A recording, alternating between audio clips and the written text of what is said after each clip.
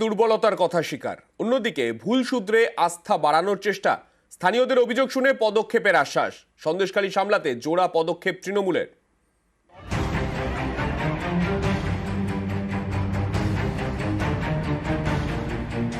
বেশ কিছুদিন ধরেই সন্দেশখালী গরম, দফায় দফায় ক্ষোভ।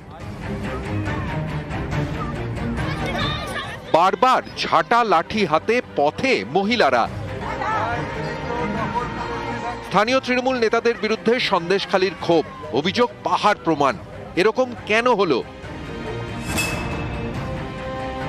ওই জায়গায় যার বা যাদের দায়িত্ব সাংগঠনিক ছিল, সেই জায়গাটা নিশ্চয়ই কোথাও একটা গ্যাপ তো ছিল। মানুষের সঙ্গে, একাংশের মানুষের সঙ্গে তারা করতে পারেন অন্য দল, তাদেরকে উস্কাতে পারে অন্য দল, কিন্তু তার আঁচটা কেন পাওয়া গেল না, এই জায়গাটায় কমিউনিকেশন গ্যাপটা কেন ছিল, সেটা তৃণমূল খতিয়ে দেখছে। আর সমাধান করা যায় সেটাও খতিয়ে দেখছে। আমাদের সাংগঠনিক ত্রুটি বিচ্ছুতি তো ছিলই, নইলে খবরটা আমরা পেলাম না কেন? এখন উপলব্ধি হচ্ছে যখন মানুষ খেপে গেছে, যারা ইডিকে সিবিআই লোকদের পেটাতেন, সেন্ট্রাল ফোর্সকে জনরোষ বলে, আজকে তাদের নেতাদেরকে জুতো পেটা করা হচ্ছে।